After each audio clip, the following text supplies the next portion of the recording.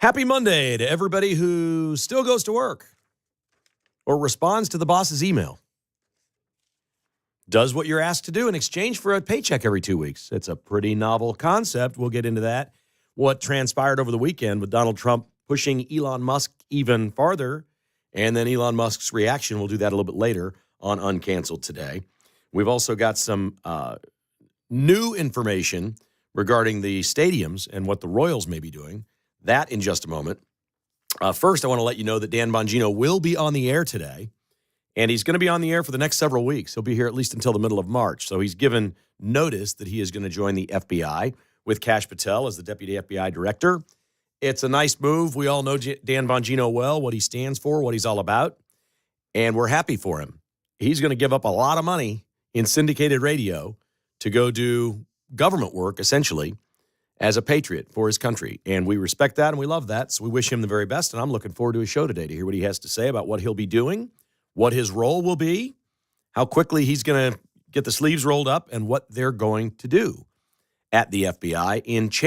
I think the job one is changing the FBI. It's cleaning it up. We've all been through this the last few years, not weaponizing it for political reasons and things of that nature. So I suspect he's a no-nonsense guy that Kash Patel will tap into, and they'll make some really nice moves there. So we're looking forward to hearing Dan Bongino today, what he has to say, and we wish him the best. We will let you know somewhere down the road about who fills his slot or what happens with the Dan Bongino show, as it's here every day on KCMO Talk Radio. Over the weekend, I had a chance to interact with a couple of my stadium sources. These are people that are close to what's going on in different parts of Kansas City. And I have people that know a little bit more about the Royals and some that know a little bit more about the Chiefs. The big news for me today is we saw John Patterson, the Speaker of the House in Missouri, very quickly after the stories we reported here at KCMO Talk Radio on Thursday and then Friday, where we heard from Sean Tarwater, the House representative from Kansas in Stillwell, who in that committee meeting a week ago said they are close to a deal with one of the teams, maybe both. And I put that up on my podcast Friday afternoon. Kevin Kietzman Has Issues, and a lot of people got it there. We put it on social media. KCMO Talk Radio reposted it. You got to hear that audio. So a lot happened. And Missouri has reacted in a pretty big way. And I would call this scrambling because at this point, Jackson County's plan would be what? Something on the ballot in November? Do we think these teams are going to wait for a vote in November and set the whole thing back? That's at least 9 months until the vote, but that would set everything back a year, because they'd have to find out whether it passed or not. And then if it passed, is it a better deal than what they'd be doing in Kansas? The whole thing is very, very difficult. But John Patterson came out very quickly, got in front of the mic and said, we at the state of Missouri better get on this. And he scheduled a meeting with officials from here, Jackson County, in Jeff City, that I suspect Patterson will be part of. The governor will be there. And it's about state funding. And the state has basically said, as soon as Jackson County gets some ducks in a row and has some money to offer up, or Kansas City, Missouri, we'll jump in and support the cause as well. The question is, how do they get there? They're suing the county executive, Frank White. Everybody seems to think that if Frank White is out, something will get done. But I'm not sure how anything gets done without a vote, and I'm not sure how a vote gets done until November. These things may all be true. Maybe Frank White out of the way is the answer to keeping the Royals and or the Chiefs in Jackson County and in Missouri. Maybe that is absolutely the key. And so my source told me over the weekend that the Royals not only have this meeting in Jeff City with Jackson County officials and the state of Missouri, the Royals have set up a meeting with Frank White. That is a separate meeting. And I don't know which day that's going to happen this week, and I'm not sure we're going to know. I'm not sure we're going to have any video or know that it happened. Maybe Frank White comes forward and says, hey, I met with the Royals, and goes in front of the cameras. But Frank White doesn't like to get in front of the cameras. It doesn't usually work out real well for him when the questions start flying. He has a lot to answer to, and it's probably an uncomfortable situation. But the Royals have reached out to Frank White and said, we want to meet with you. Now, my head just spins when I hear news like that. I'm like, okay, why do they want to meet with Frank White and not necessarily the rest of the county? A separate meeting from what's going on in Jeff City. Why would the Royals do that? And the only thing I could come up with is that they may be offering to buy him out. He's previously been a Royals ambassador. He was on the payroll for years and years and years of the Kansas City Royals after playing baseball.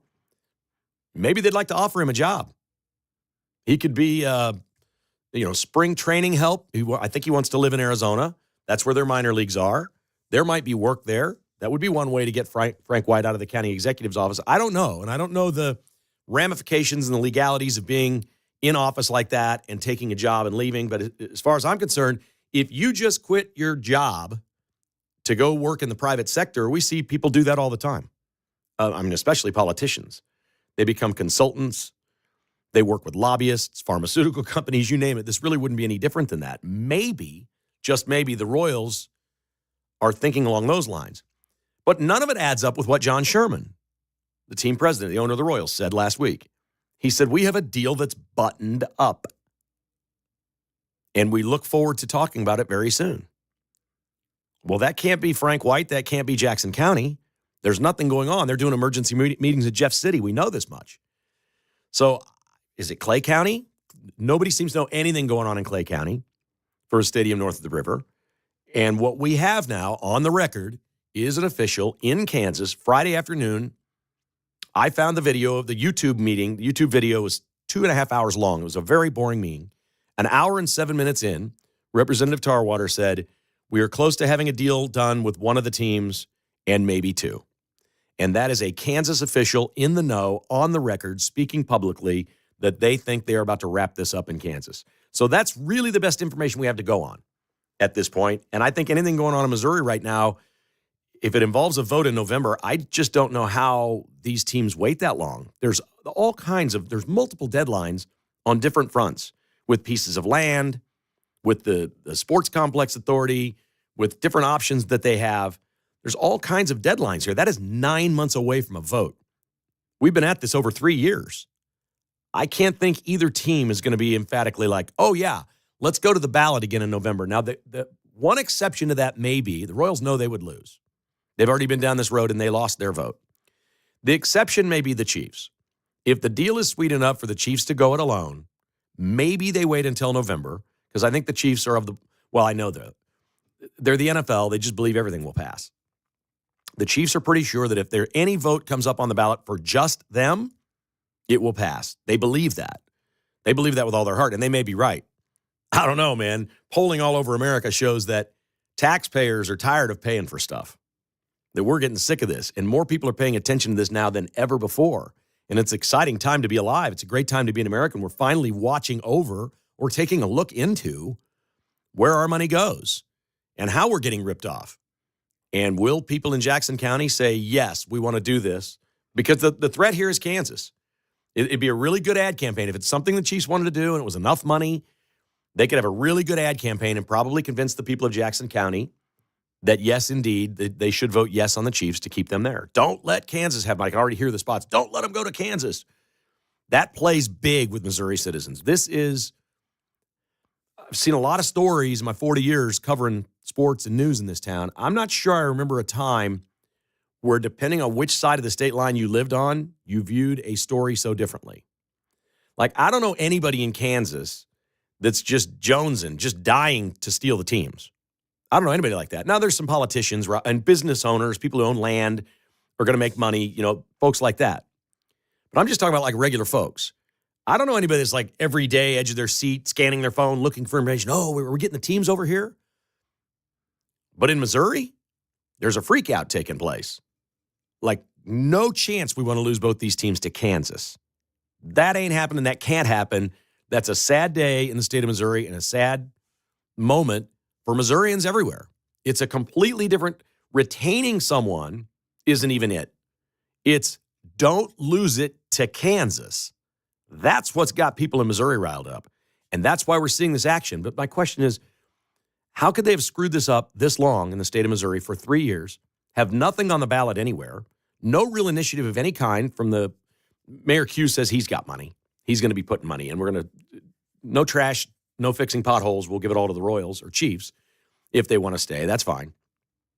But we haven't heard anything from Jackson County. We haven't heard anything from the state of Missouri. And now they're scrambling with emergency meetings because it looks like the teams are about to go to Kansas. It's sad, and it really isn't a state issue. I mean, Missouri doesn't have the star bonds that Kansas has. Maybe they should have a program like that in Missouri, but they're so much bigger economy and they're a bigger state. They're every bit as red, every bit as conservative at the state level as Kansas is. That's not the issue at all. You're just dealing with municipalities and counties that are overly liberal. There's so much regulation. There's so many people with their hand in the cookie jar. It has always been that way in Kansas City, Missouri. And as I reported last week, Mark Donovan, the president of the Chiefs, is just sick of it. He is sick and tired of basically being, the last vote that happened, there were all these little groups and agencies that had to be paid off. Remember them all? Casey Tennants was picking. You had this group over here about social justice. Then you had the heavy construction guys over here, and everybody had to have their hand in the cookie jar. And there was one meeting after another. Oh, we got to go appease these people. We got to appease these people. We got to get their vote. And Mark Donovan just got sick of it. And everything they've done, both teams dealing with Kansas, has not had any of that. And I think that's a big difference right now. I think there's some fatigue on behalf of the teams, and I think there's fatigue on behalf of the fans. Let's get this done. These stadiums are old, and the Royals said they're moving, period. They're not refurbishing Kauffman Stadium. It's done. They're getting a new ballpark somewhere. The Chiefs, I guess, still have the chance of staying at Arrowhead, a renovated Arrowhead, although I don't know. Personally, I don't know why they would do that. If the Royals are leaving, I think I'd tear down Kauffman Stadium and build a new stadium right there if he wanted to stay at the location. And I'm not sure why he would do that. But there's the latest. The Royals are going to meet with Frank White this week. And honestly, I'm just tossing darts now. I don't know what that's about. Maybe they're going to offer him a job to get him out as county executive. It'd be a nice landing spot for him.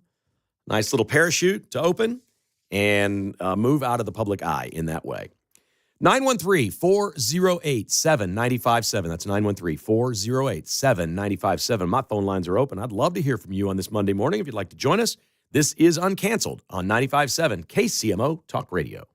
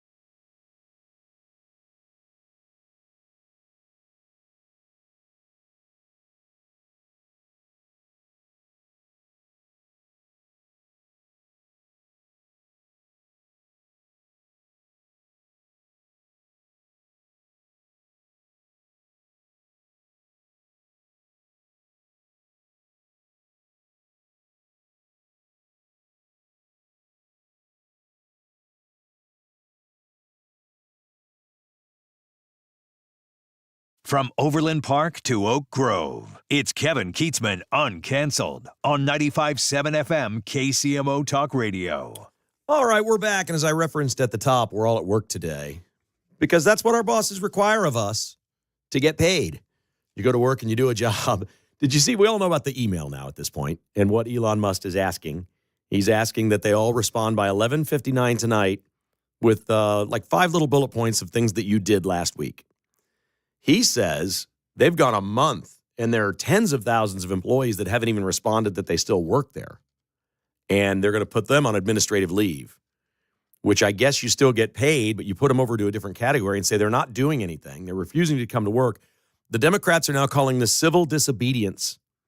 They want all kinds of federal workers who don't like Trump to buck everything that DOJ is doing and push them to the brink because they think it will be politically bad for Donald Trump if they fight against this. I don't think they know the American public all that well. 77% of the people like all this cutting. They want to see the government spend less. And it is a really low bar when you take a job that your boss asks you to do something. That's like the lowest of all bars. You got to do something. I've been asked a million times, can you shoot me a quick email about how something went last week? Or what'd you do last week? A million times. This is a foreign concept to a government worker that they've never been asked, hey, tell us what you did last week. Mostly they're just wanting people to check in to see if they're still alive or whether they're just getting paychecks. And the whole thing is wild. They put a meme out today, Musk and Trump, of SpongeBob. I don't know if anybody saw this or not. You know the cartoon SpongeBob, and there's SpongeBob, and in front of SpongeBob, and I don't know if it was Patrick was the other character there, it said, my got done list. 1, cry about Trump. 2, cry about Elon. 3, go to the office for once. 4, cry more about Trump and Elon. I love it. I love it. All right, let's go to the phones and my man, Len. What's up, Leonard? How you doing, buddy? Doing great, buddy. Doing great. Hey, Keith, you know, Jackson County and Frank White, in my opinion, they're playing down and dirty. Chiefs are playing 3D chess. And I remember when the Chiefs came on all the airways, and front and center was Frank White and Donovan. And I called Pete's show right when it was airing, and I said, they don't want this to pass. I mean, there's no way. And if the incumbency was, it's like there's no way that they would send somebody out there and they should be fired right on the spot. But the people, Kansas City does not realize what's going to happen with Kansas, with the state and the Senate when they pass this property tax thing, because what's going to happen is all these houses are going to be built.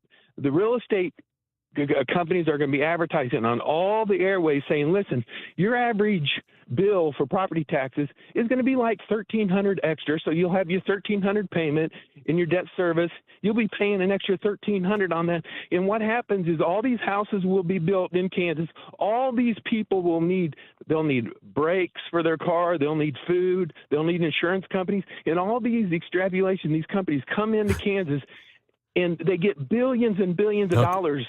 And it's just going to destroy Missouri. There's going to be empty houses and everything in Missouri. It's going to destroy the economy. That's an interesting pivot. I'm not sure how you got from a Frank White, Mark Donovan news conference to building houses in Kansas and property taxes, but you did. Are you trying to say, Leonard, what you believe is going to happen is if these teams move across the state line, that people are going to leave Missouri for Kansas? No, what I'm really saying is that Frank White with property taxes and all this stuff, it's all ties into Jackson County and Frank White, what they're doing, and they're controlling what's going on. It's going to hurt our economy. I don't care what happens with the Chiefs. I'm just talking about Jackson County's controlling all this, Keith. Okay. All right. Very good. Well, we'll find out what happens this week because they've got meetings in Jeff City, and apparently Frank White is meeting with Royals officials. So we're going to learn some things. We'll probably get some new information by the end of the week, and I just don't think this is all that far away. I've been the first 2 years of this, I was bored out of my gourd. I was like, no, this is Kansas City. I remember listening to guys on sports radio saying that the Royals would be in a new stadium playing by the World Cup next summer. I'm like, have you ever been to Kansas City? Do you know anything about Kansas City and how things work around here? And not just Kansas City, other places too. Stadium deals don't happen overnight.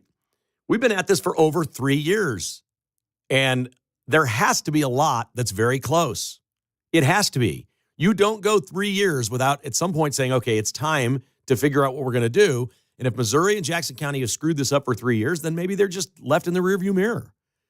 And who could blame these teams for that? You can't blame the Royals or the Chiefs for moving to Kansas. They have complete cover right now. I probably did the Chiefs a favor last week because I know what Mark Donovan wants. Mark Donovan wants the team to build at the Legends in KCK, a new stadium there.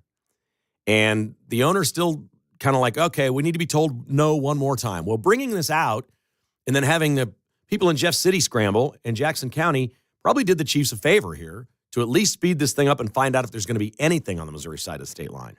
But at this point, you can't possibly blame either one of these teams for leaving. You just can't do it. Here is Wes in Gladstone. Good morning, Wes. You're on Uncanceled. How are you? Yeah, hey, Keats. I realized how out of control the federal government was when a company called the Government Employee Health Association, or GEA, had enough money to sponsor an NFL stadium. Yep. I mean that. I felt dirty when I saw that. Well, I was like, did you know Lord. Did you know Geico is the same thing? Geico, Government Employees Insurance Company. Oh wow. Yeah. Okay. Well, I'm not buying Geico anytime soon. And how often do you hear? I don't care which side of the aisle they're on. Thank him for his years of community service. I'm doing this for community service. No, Elon Musk is doing it for community service. But look at Dan Bongino. I would estimate, Keith, and you know more than me about this. He's leaving $10 million on the table to go do that. And if he lasts all 4 years, probably more. Yeah. I got to wrap you right there. We're up against a break. Good call, Wes. Thank you, buddy. Appreciate you calling in, as always. I don't have any idea what Dan Bongino makes. I know syndicated radio guys that are on hundreds of stations make a lot of money. That's all I can. Rush Limbaugh made the most. Nobody's Rush Limbaugh. Uncanceled continues.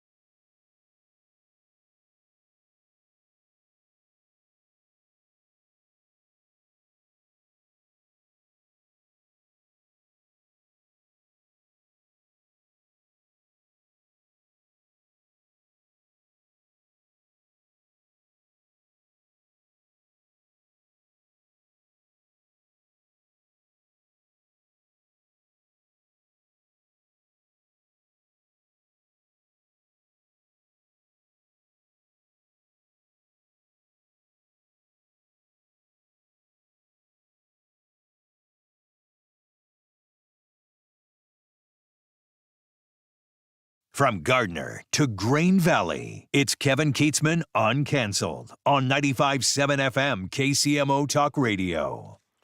All right, we're back on Uncanceled, KCMO Talk Radio. Thanks for being with us on this Monday. Hope your week is getting off to a very nice start. In just a moment, we'll hear from Riley Gaines. She was on with Pete Mundo earlier today. Excellent interview. If you want to go listen to the podcast of that part of Pete's show today. And the highest paid people on your tax dollars in the state of Kansas ranked.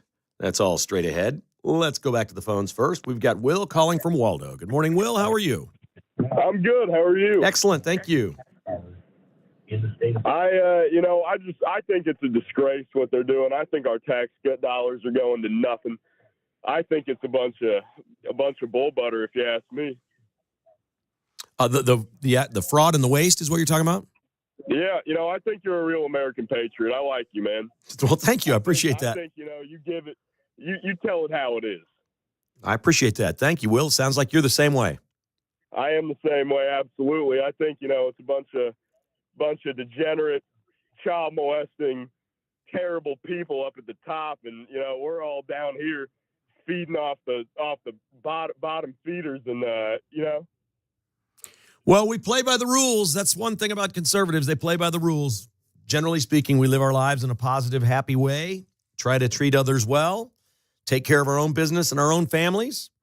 And sometimes that just gets overlooked, but we are the majority. That's most Americans. That's really what Americans want. They want to have a family that loves them. They want to live in a safe community, and they want to be left alone largely.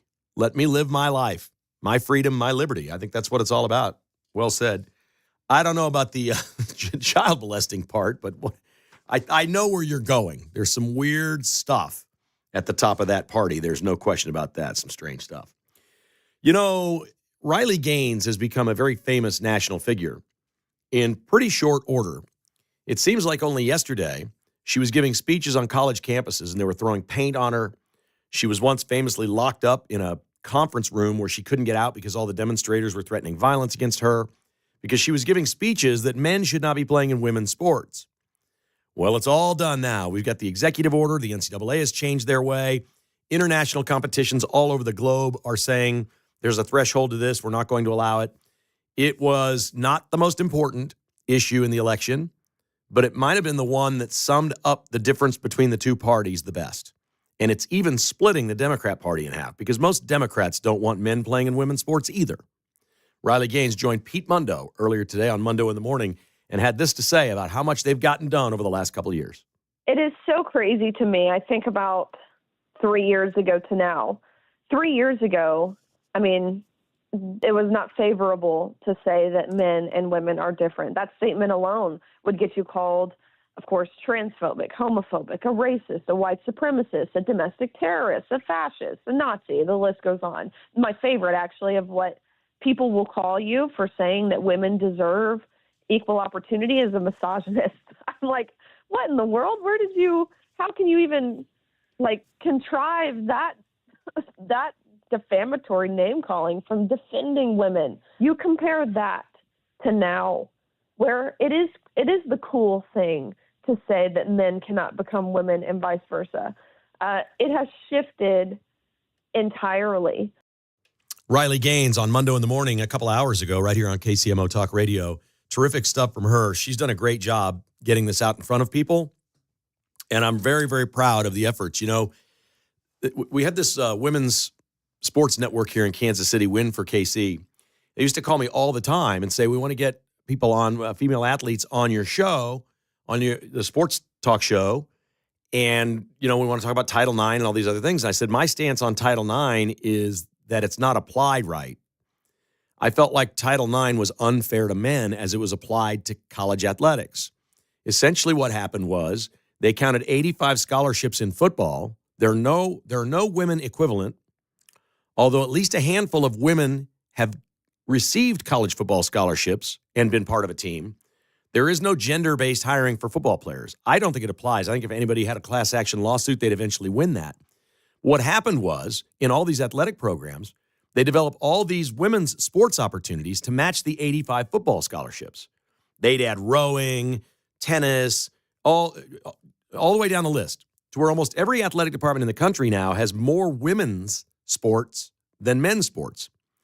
And I thought that was I've always felt like that was unfair. I said, well, if you're going to come on, you want to talk about this realistically, I'm going to debate you on it because I want women to have the equal opportunity. I don't want them to have favorable opportunity. And I felt like Title IX, as it was once applied, did that. Then these same people, mostly from the left, were really pushing all these things, the government initiative, the scholarship opportunities, and all these things that sound great from the women's point of view. I'm not arguing that. My issue was no more men's swimming team. The wrestling team got cut. All these other men lost scholarship opportunities. And so I just don't think it was applied right. I've never felt like it was. But then these same people have gone nuts, and they want men to play in women's sports. Has anybody asked the Kansas City Sports Commission if they have a policy on this? Or Win for KC? Has anybody asked these people?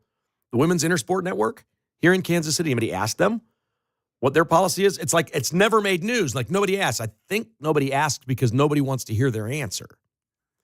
So you have people that are dug in on this issue, like the governor of Maine, who was at the White House on Friday, and Trump didn't even, completely disrespectful, which was awesome. He did it on purpose. Doesn't even acknowledge your name. Is that governor from Maine here, he says? And she goes, yes, I am. And then he says, you need to change this. And she digs in and goes, we're not doing that. I'm following federal and state law. And he said, I am the federal law. She goes, well, we'll see you in court. He said, I'd like that very much. Like 3 hours later, they sent orders to the state of Maine that they were going to have an investigation in the Department of Justice of what's going on in Maine.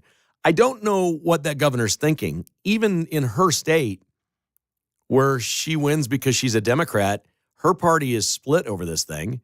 They're not 100%. The Democrats don't all like this issue. It is amazing the hills that Democrats want to die on, that they get dug in on something and they're just going to go down. They don't even, look at the polling anymore. That's an 81% issue in many places. And yet there she is trying to take on the president. I don't think that's going to go very well. Did Donald Trump disrespect President Macron today? The president of France is at the White House. He arrived in his, limo, and they have that door off the hallway of the West Wing there, the Oval Office, where dignitaries show up and the president comes out and greets them outdoors for the photo op. He did not do that this morning. Macron just came in on his own. Trump did not go meet the man. I think Trump's getting serious in Europe and what's going on there. This is going to be a big week on that front with the Russia-Ukraine war and what we're going to do with NATO, with the money that's being spent in the European countries.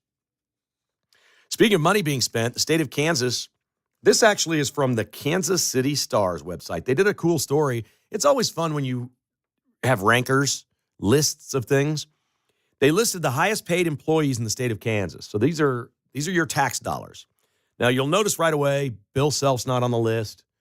Chris Kleiman, Lance Leipold, the coaches, they're not on the list because they're paid by the Athletics Corporation at each of those schools. Obviously, Bill Self makes like $10 million a year. So he would be the highest paid person anywhere at a state office, I would think. But that doesn't count because it's not your tax dollars. They do that with money they raise and ticket revenue and all the other stuff as its own corporation. But there are still something really interesting about the highest paid employees in the state of Kansas. I've got the top 10 in front of me here. Every single one of them is in education. Every single one. Either the University of Kansas, Kansas State, or Wichita State. To no fail. The highest paid public employee in Kansas with your tax dollars is KU Athletics Director Travis Goff. He makes $1.24 million a year.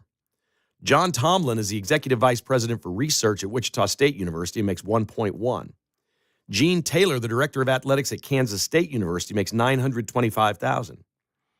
And it goes down. The President of K-State makes $815,000. The Chancellor at KU makes $780,000. They list them all 10. And they're all in education. And I guess we'll technically say we're state funded, but each of these schools gets federal grants as well.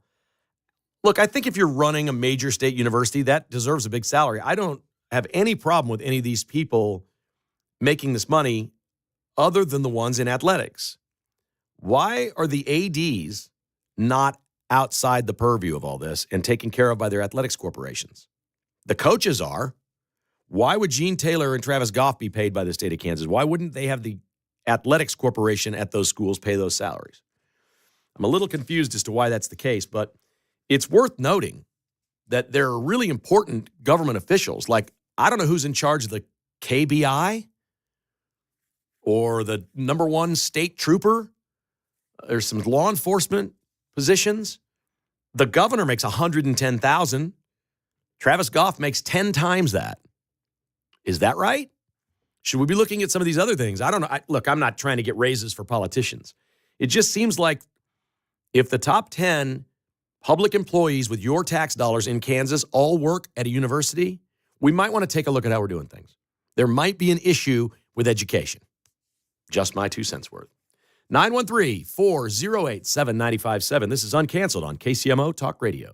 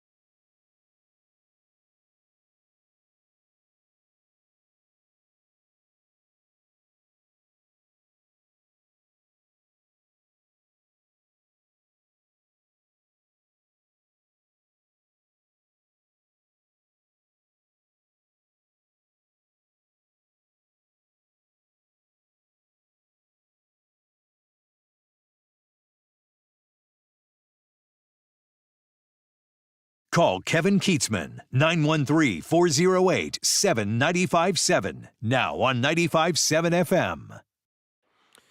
We're back on Uncanceled, KCMO Talk Radio 95.7. Dan Bongino coming up next, and he is around for a few more weeks, so we'll hear what he has to say about joining the FBI as Deputy Director under Kash Patel at the FBI. A couple other notes here before we get to Mark on some fun stuff. We like to do, have you won enough yet?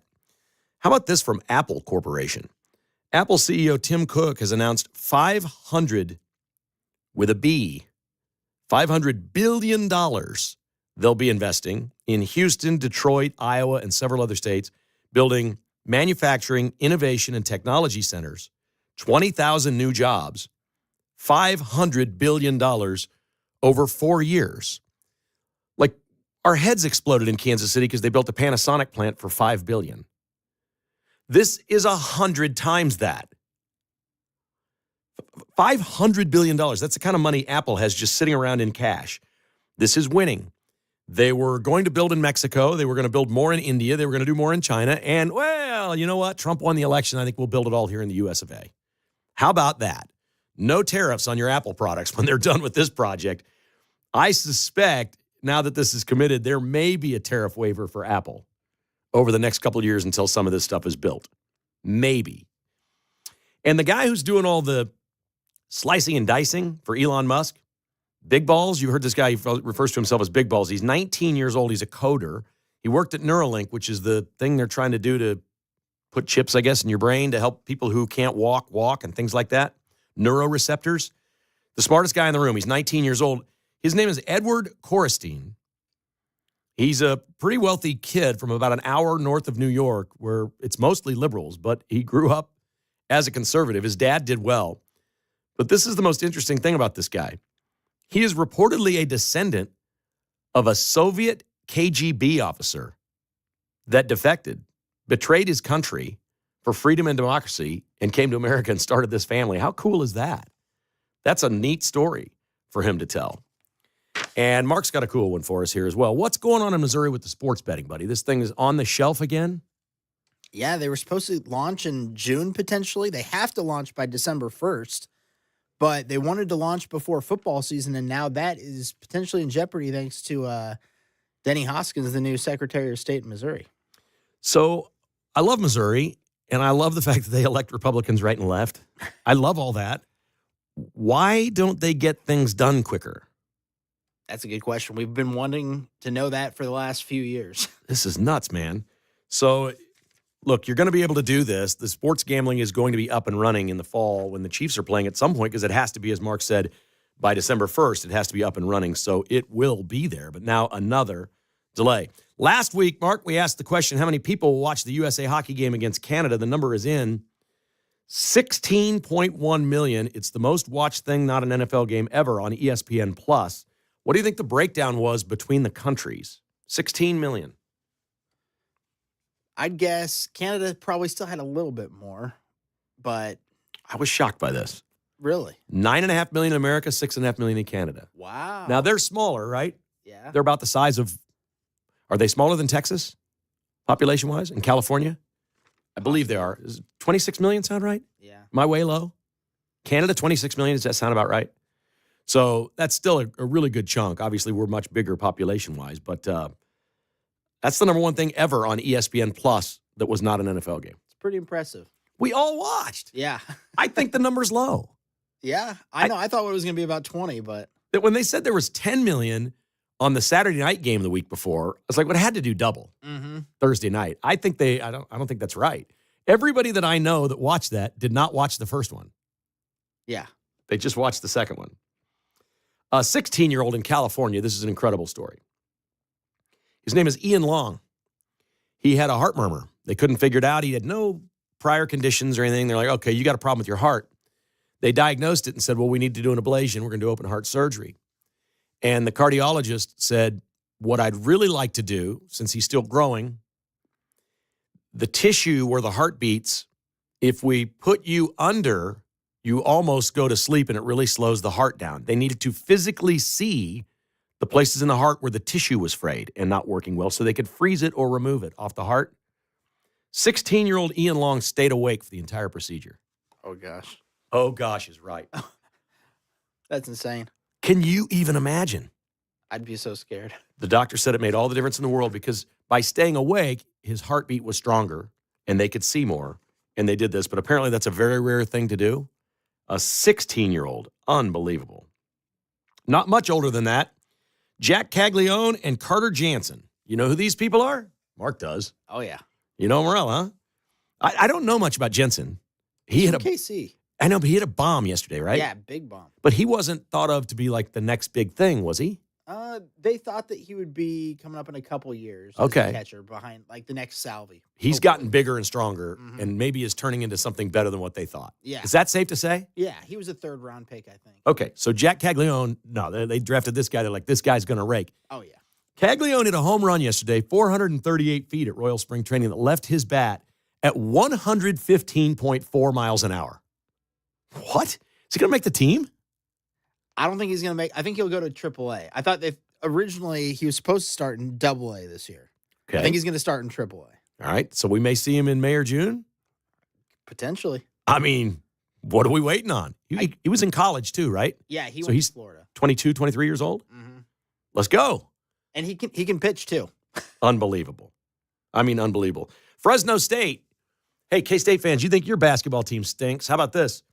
Fresno State has lost 10 in a row. Their last game, Mark, they only had 7 players suit up. Do you know why? I heard something about gambling with their team issues. I don't know exactly what, but At least 3 players. not good. Did the same thing that Iowa State, right? Iowa State, Iowa. Yeah. Who was the kid from Columbia? The Mizzou guy. Porter. Michael Porter Jr.'s brother. Brother. Jonte. He going to jail. Uh-huh. Big time. So they did the same thing here at Fresno State. They played the under on points and rebounds. What that is in gambling is say I'm on the team, Mark's on the team. My over-under for points in tonight's game is 9. Mark's is 8. We'd both play under and brick some shots. We could score 7 and 6, but we'd make money. Mm-hmm. That's what they did. And they're so bad that you wouldn't necessarily know right away. Right. and rebounds be really easy because you can just kind of fumble the ball. Yeah. Right? Just like, oh, that one got away from me. I'm right there. I'm in good position, but it got knocked out of my hands. That would be even easier. So they're down to 7 players because of that. Ooh. And if we want to leave on a positive note, Charles Omenihu of your Kansas City Chiefs, who's one of the more outgoing personalities on the team, has spoken out about Patrick Mahomes after the haircut and what we've seen this offseason. Omenihu says Patrick Mahomes, what's the Super Bowl been, 3 weeks? Yeah. 3 weeks ago. He said Mahomes is, quote, on a revenge tour, unquote. Let's go. Let's go. Charles Omenihu is fun, and he is looking forward to coming back. Have a great day, everybody. Dan Bongino's up next. Should be very interesting on KCMO Talk Radio.